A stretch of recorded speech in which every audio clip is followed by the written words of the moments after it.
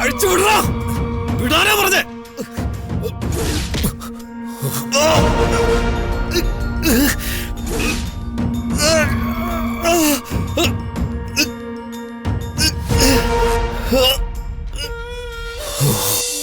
അനഘ പൊക്കോ, സച്ചി ഞാൻ കൂട്ടിക്കൊണ്ടുവരാം.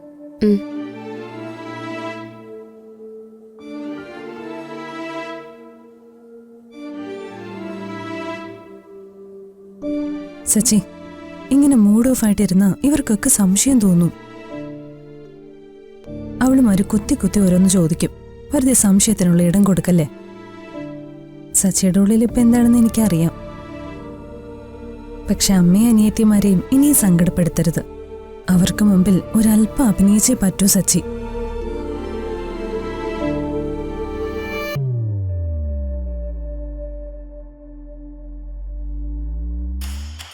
എന്താ മൂർത്തി പറയുന്നേ? ഇതിനാണോ കാടിളക്കി ലോകം മുഴുവൻ അന്വേഷിച്ചത്? ആണോന്ന്? അവൻ പിന്നെ എങ്ങോട്ട് പോയി? മാഞ്ഞു പോയോ?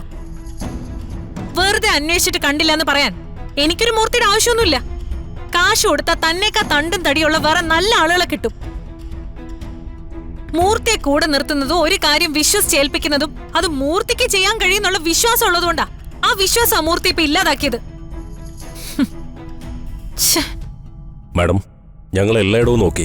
അയാൾ എങ്ങോട്ട് പോയി എന്ന് ആർക്കും ഒരു രൂപവുമില്ല. നാണക്കേടാണ് മൂർത്തി, വെറും നാണക്കേട്. സന്ദീപിനെ കണ്ണിലെ കൃഷ്ണമണി പോലെ നോക്കാൻ തന്നെ ഏൽപ്പിച്ചതേ അവനെ ലോക്കറി വെച്ച് പൂട്ടാനല്ല, അവനെ കോടതിയിൽ ഹാജരാക്കി നമുക്ക് അനുകൂലമായിട്ട് സാക്ഷി പറയാനാ. മാഡം, ഞാൻ സകല ബാറുകളിലും നോക്കി. മദ്യപിച്ച് ഫിറ്റായി ഒരിടത്തും അബോധാവസ്ഥയിൽ കിടപ്പില്ല. ഹോസ്പിറ്റലിൽ നോക്കി, അവൻ എവിടെയും ആക്സിഡന്റ് ആയിട്ടില്ല. പോലീസ് സ്റ്റേഷനിൽ അന്വേഷിച്ചു, പോലീസ് പിടിച്ചുകൊണ്ട് പോയിട്ടില്ല. പിന്നെ പിന്നെ അവൻ എന്ത് സംഭവിച്ചു? മാഡം, എന്റെ ബലമായ സംശയം ആരോ അവനെ കൃത്യമായി ഒളിപ്പിച്ചിട്ടുണ്ടെന്നാണ്. ആര്?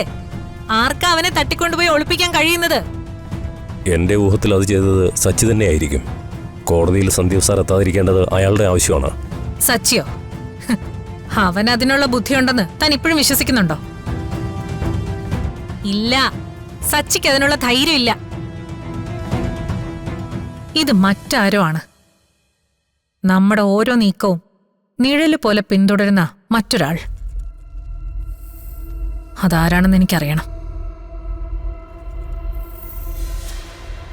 കഴിഞ്ഞ 10 വർഷം കൊണ്ട് ഞാനുണ്ടാക്കിയ ബിസിനസ് സാമ്രാജ്യം, എന്റെ സമ്പത്ത്, അതൊന്നും ഒറ്റയടിക്ക് തകർന്നു പോവാൻ ഞാൻ സമ്മതിക്കില്ല.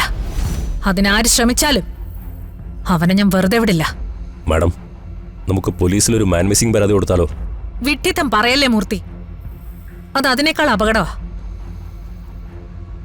അവൻ എന്തേലും സംഭവിച്ചിട്ടുണ്ടെങ്കിൽ അതിന് നമ്മൾ മറുപടി പറയേണ്ടി വരില്ലേ? കേസ് തോറ്റാൽ ഇന്നുവരെയുള്ള സർവ്വസമ്പത്ത് നഷ്ടപ്പെടുന്ന മാത്രമല്ല, നേരെ പോകുന്നതേ ജയിലിലേക്കായിരിക്കും. സച്ചിയാണിത് ചെയ്തതെങ്കിൽ ഉറപ്പായും സന്ദീപിനെ അവൻ നമുക്കെതിരെ ഉപയോഗിക്കും. നമുക്കെതിരെ സന്ദീപ് കോടതിയിൽ വാ തുറന്നാൽ പിന്നെ എന്റെ നിന്റെ അന്ത്യവാ. ഇനി സച്ചിയല്ല മറ്റാരെങ്കിലുമാണ് ഇത് ചെയ്തതെങ്കിൽ അതാരാണെന്ന് ഉടനെ കണ്ടെത്തണം. മറഞ്ഞിരുന്ന് എനിക്കെതിരെ കരുക്കൾ നിൽക്കുന്ന പുതിയ ശത്രു ആരാണെന്ന് കണ്ടെത്തിയേ പറ്റൂ.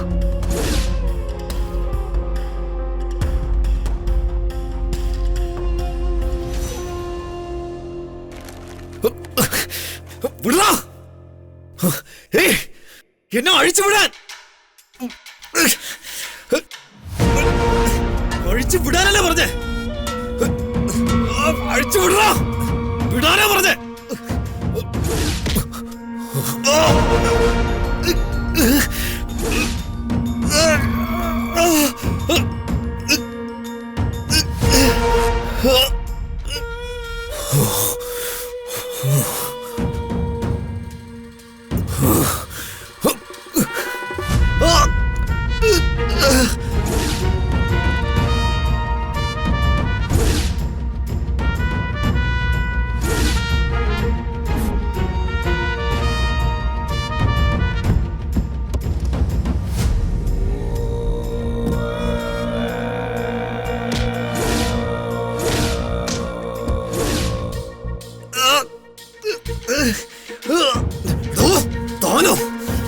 തനിക്ക് എന്താ വേണ്ടത്?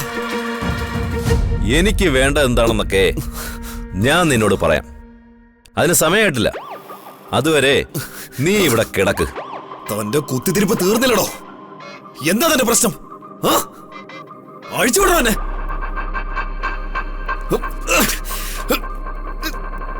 അഴിച്ചുവിടാം, പക്ഷെ ഇപ്പോഴല്ല.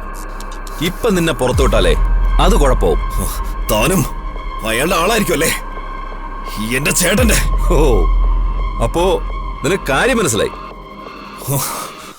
ഡോ, ആ മയങ്ങാനുള്ള മരുന്ന് ഒരു ഡോസും കൂടെ കൊടുക്ക്. ദാ.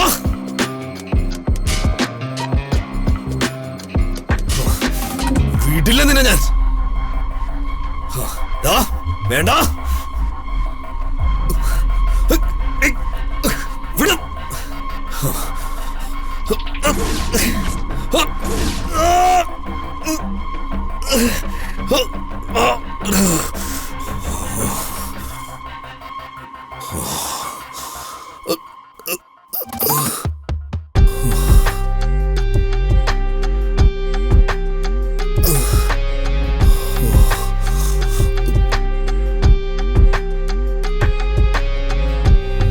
ജീവൻ നിലനിർത്താൻ മാത്രം ഭക്ഷണവും വെള്ളം കൊടുത്താൽ മതി.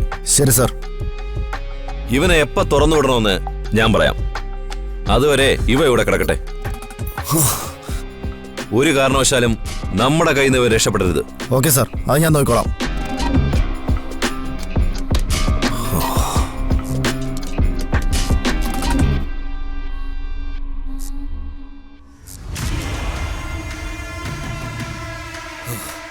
അഴിച്ചുവിടടാ. എന്നെ അഴിച്ചുവിടാൻ.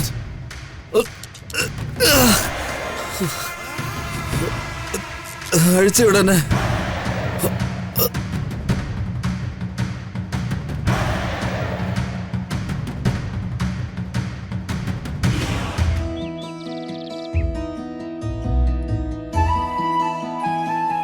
ആതിരെ,